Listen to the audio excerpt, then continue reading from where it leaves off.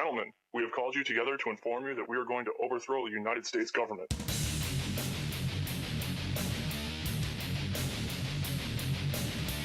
you still think that jet fuel brought down the World Trade Center?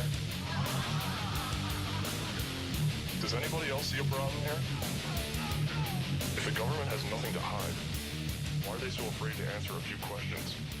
This story does not add... It's Friday, March 15th. I'm Paul Joseph Watson. This is InfoWars Nightly News. Coming up on the show. Tonight, as an Army colonel warns of the rise of the machines, we look at the kind of machines DARPA wants to create. Top story tonight. New drone could snatch humans off the street. This is out of Infowars.com.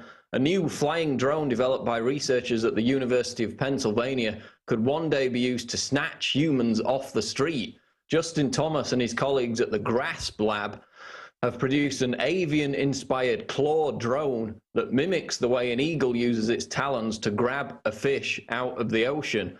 And we've got a video of this thing in action, which you can see now. And obviously, when we talk about this being used to snatch people off the street, we're talking about a much larger model based on the same technology. But it's not Infowars.com making that connection about such a device snatching humans off the street. Obviously, this one's too small to do so. That's how a lot of the tech blogs responded to this story. Technology journalist Adario Strange envisages a future scenario where a larger version of the Eagle Claw drone could be used by law enforcement or military to pluck humans off the ground. This is what he said. The optimistic view of this development offers a vision of an emergency situation in which a drone could rapidly fly in and save a person from a perilous situation.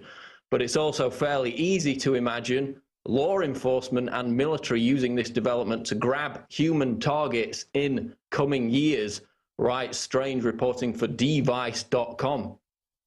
He adds, we may be about to see a return to the days when unseen hunters lurking in the sky could easily snatch a human off the street. Because he's referring to the petrosaur, which is a flying reptile dinosaur that existed 65 million years ago. So this technology is a throwback to that.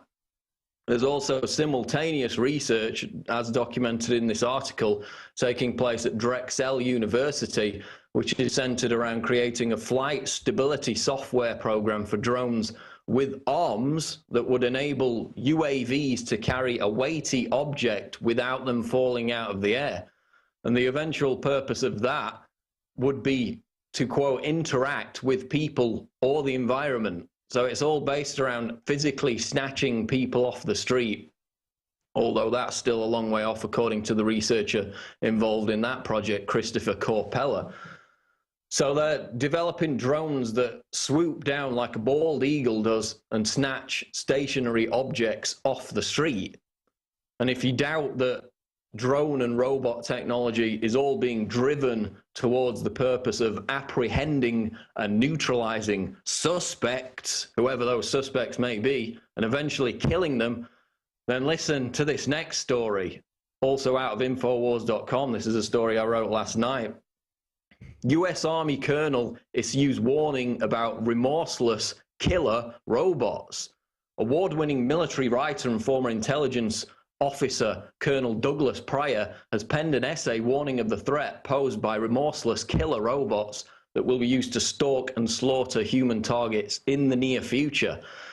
In an essay published by the United States Army Combined Arms Center, this is basically the U.S. Army telling you this, Pryor laments how the use of unmanned drones, which, of course, as we know, kill 50 innocent people for every suspected terrorist they slaughter.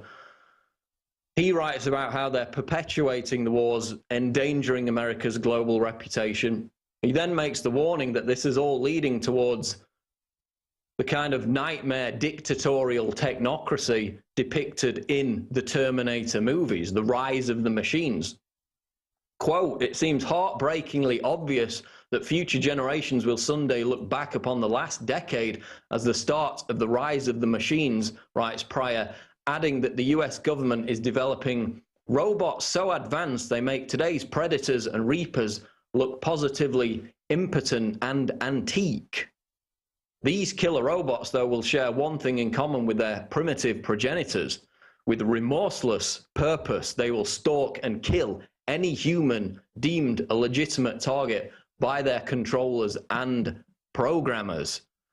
So Colonel Pryor is echoing the warning of other top experts in the field of robotics, Professor Noel Sharkey for one, who's also warned that these robots currently under development by DARPA, which of course is basically the Pentagon, will eventually be used to hunt down and kill, quote, enemy combatants, which of course under the loose and slippery definition of the terrorist now being bandied about, could be applied to just about anyone. Pay for a cup of coffee with cash, you know, buy food in bulk, according to the FBI. That makes you a potential terrorist.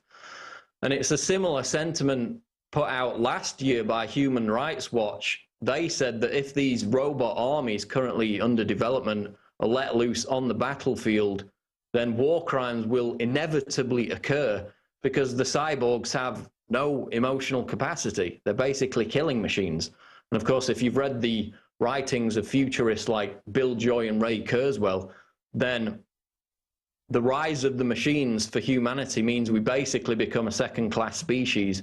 Eventually, we become obsolete. And then, of course, you've got the Cambridge University study, which is looking into if robots with artificial intelligence pose, quote, extinction-level risks for humanity. So that's where this is all heading, but it's a good sign that military insiders and robotic experts are, you know, vocally opposing the development of these robots in the direction which the likes of DARPA and the Pentagon clearly intend them to go, which is to be killing machines. Meanwhile, a company in Oregon is developing drone defense technology to sell to the public. This is out of US News and World Report.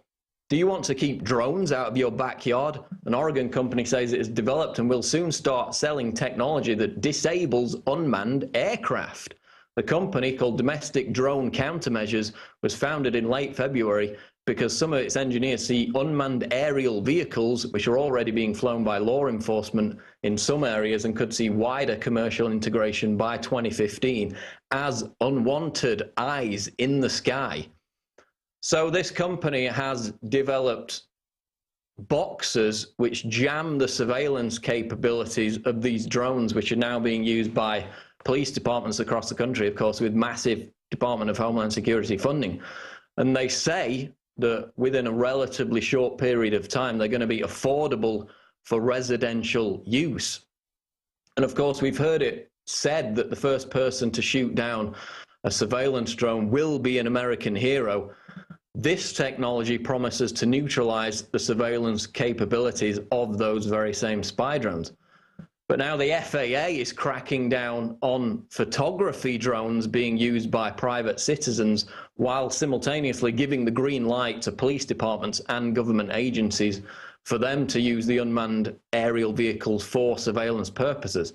So there's this clear attempt now, as the technology becomes cheaper and more widely available, to prevent the democratization of drone technology and only allow it to be in the hands of the authorities, just as they are now attempting to do with firearms, with the gun control push. Only the police, only the authorities are allowed to own it, whereas a lot of this drone technology is becoming more and more affordable. Private citizens are getting involved, and the FAA is starting to crack down. But a new company there developing anti-surveillance drone technology, and early indications show it's going to be very successful indeed.